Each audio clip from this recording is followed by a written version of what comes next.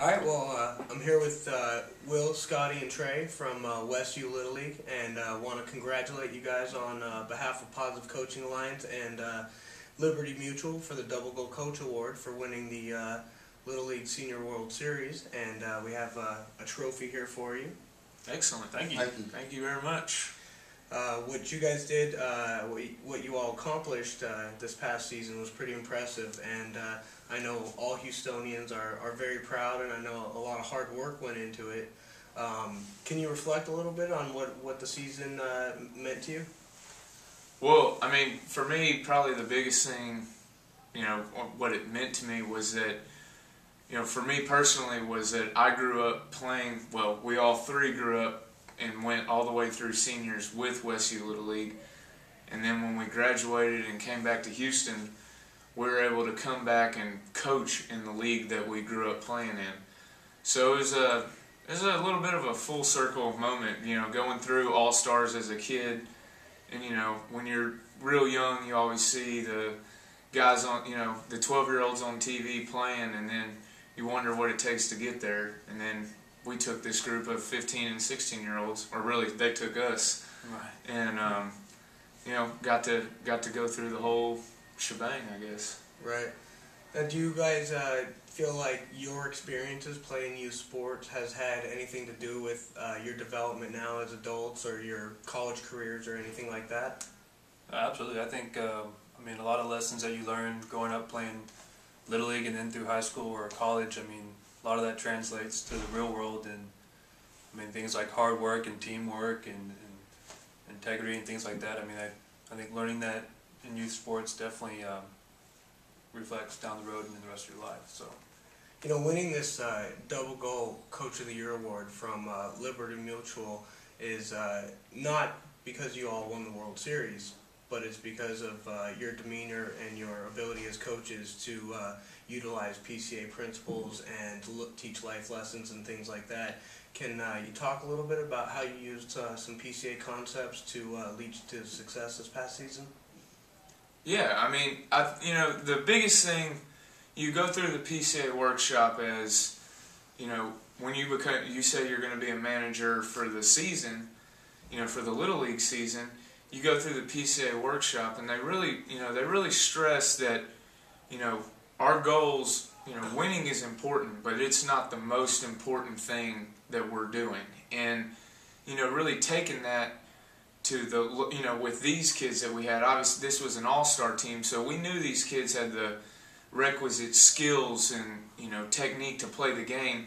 And while we could help them out with that when they were struggling, the biggest thing that we focused on, I think, as a group was really teaching them how to respect the game and play the game the right way.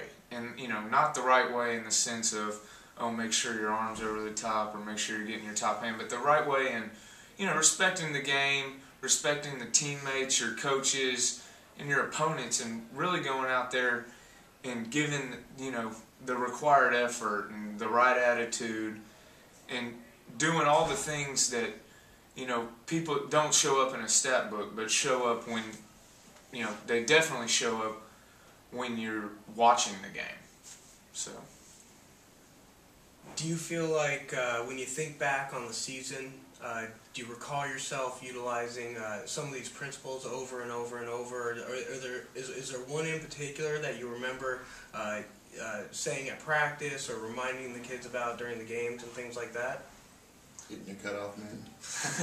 That was one that over the tournament we had a couple problems, but over the throughout the end we finally figured it out. But overall, sports at this age, you got to teach kids. These kids are about to go into college. Some of them are juniors in high school, but they're about to go to college and then go on to the business world if they don't succeed in sports. And they just at some point you want them to succeed on the field, but you've also got to teach them the life lessons so that sometimes you're always not going to be successfully, but hopefully that God willing you will be. You know, at PCA we talk a lot about teachable moments, and you can see in sports and games throughout the seasons a PCA moment where something happens and you go, this is a lot of what the Positive Coaching Alliance is talking about. Can you recall any specific incidents, maybe during the season or in the championship, where you said, hey, this is a PCA moment?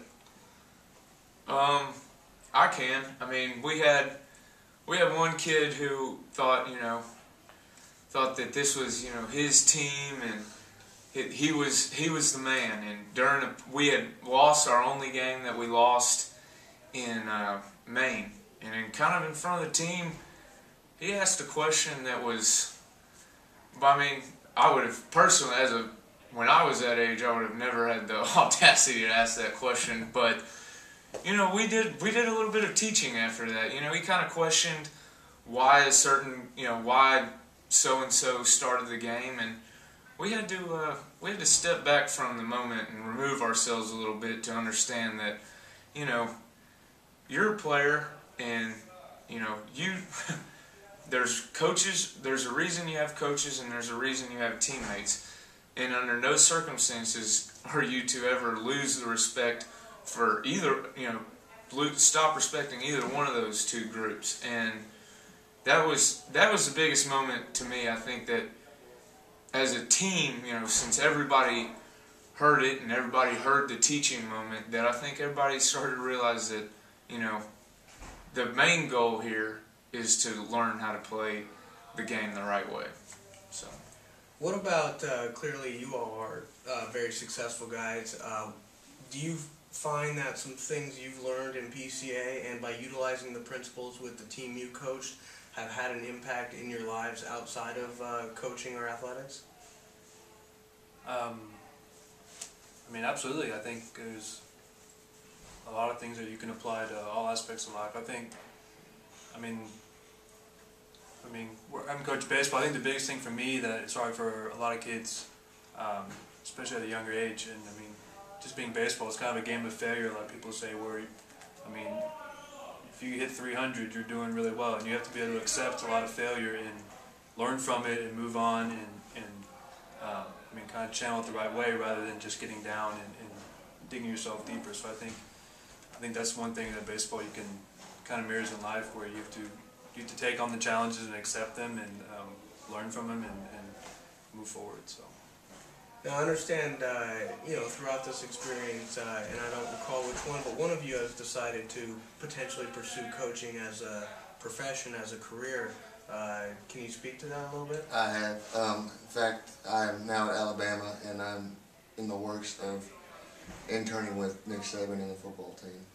So when I go back to school, I'm going to go meet with the coaches and somehow intern. And if I have to, just get my foot in the door and start from the bottom, and then just grind it out, that's what I'm going to have to do what it takes. Do you feel like your experience this past season with Westview Little League had something to do with that decision? In fact, I've played sports my whole life. I'd go home after practice, I'd watch ESPN, Baseball Tonight. It's what I did. I grew up, and then, that my dream to play pro ball just came to an end. But this incredible run we had recently, God has sent me a message that I'm here to teach younger kids or other athletes the professional style of the game in life. Tell me a little bit about Westview Little League as an entire association. I've worked very closely with your league. I have a lot of respect for the leadership and the individuals there. I haven't met many of the coaches like yourselves, but do you feel like PCA has a presence with Westview Little League across the board? Absolutely. Westview, when PCA first came out, Westview was one of the charter members. I'm pretty sure Westview was one of the first groups and organizations to really adopt the PCA mission statement. And in fact, the Westview Little League mission statement, it mirrors the PCA mission statement pretty well. And when we talk to our managers before the year, before they even go to the PCA meeting, it's very clear that there are, like you were saying, there are teachable moments that are out there.